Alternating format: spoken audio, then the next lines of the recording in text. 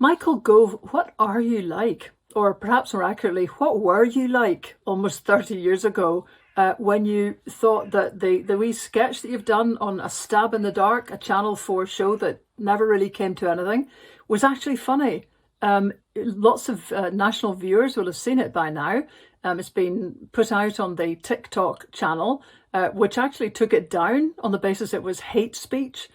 Strangely enough, the National had to argue that it wasn't just for the freedom of speech so that people could see what a cabinet minister's views of Scotland were 30 years ago. If you haven't, well, he thinks that Scots are mostly unattractive drunks who are usually in the London Underground, or even if they're in Parliament, they're there with an outstretched hand. He thought that Scots are handicapped by their impenetrable accent and are usually not professionals, just beggars. This is actually not so much hate as self-hate speech. I mean, Michael Gove is a Scot, and actually you could hear it more 30 years ago because there was more of an R burring away, which has been eliminated completely as his career has moved further south. But there's a danger picking on Michael Gove like this. It does begin to raise the potential for him to look like he's being got at by the Scots. So I really want to concentrate on just what the difficulties are, because there are two big tropes in there that actually gnaw away at Scottish self-confidence. And that's the reason that this is worrying, because it also forms the basis for the current unionist effort to try and persuade people to stay in the union. The myth of begging and the outstretched hand. I mean, come on, we know that actually it's our taxes that go down to Westminster that then go through this huge performance, subsidising actually the Houses of Parliament to come back to us, and it was our tax money all along. Now, you know, this is a core difficulty with the union's case, that they have to keep pretending that we are completely dependent on Westminster, that it's money that comes out of just the generosity of their hearts towards Scots. But although it's obvious nonsense when you stop and think about it for just a minute, it's potent. And the other one is the idea of the poorness of Scotland, that business of begging all the time. I mean, quite obviously, so in the past, there has been lots of difficulties for Scotland as a country and lots of other parts of the UK.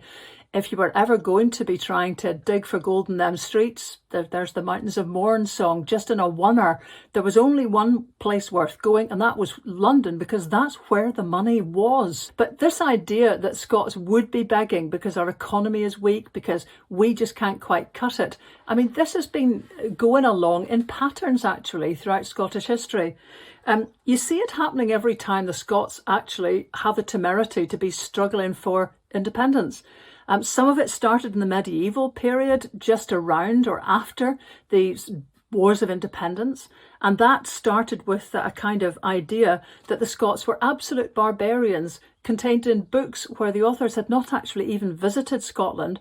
But that created a myth that then got reported and duly written up in lots of other books until it seemed to become a fact. Another one, that the Scots were actually cannibals. And this was an idea circulating around the time of the Jacobite rebellions just before. And of course you might immediately think, but Sonny Bean, actually in Ayrshire on the coast, and his massive clan.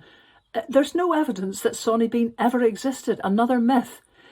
This idea of the Scots as violent, potentially cannibalistic, drunk, I mean, these ideas have been put forward at periods of our history when the Scots have been flexing their muscles and have been trying to set forward a good grounds for moving forward to self-government. And here we are again. Now, I quite appreciate Michael Gove has not wanted this little video to hit the headlines or to reach TikTok. It was the National what done it. So you couldn't argue that Michael Gove is trying to push this narrative again. You could argue that unionism is pushing it subliminally all the time. It's wrong. And just by the way, the other part of Michael Gove's little argument there, which was that the Scots are so despised basically in London that the late John Smith would never have been accepted as a leader. Boy, how wrong that was. I mean, not only was John Smith widely respected across the whole UK, but look at the list that kind of came shortly afterwards.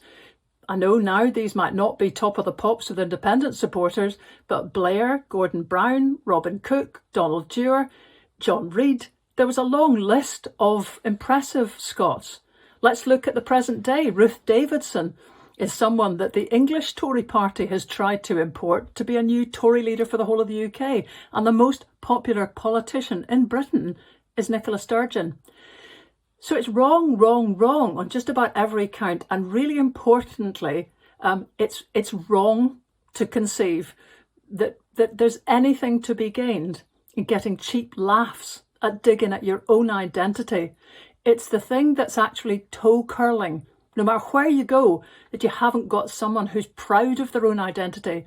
And I'd say actually that's what all the popular Scots have in common. It is that they're proud Scots, whichever version of politics they choose to support, and they are not uncomfortable in their own skin. They would never dream of dissing their own folk. And Michael, that's what you did 30 years ago. I'm afraid that doesn't easily get forgotten.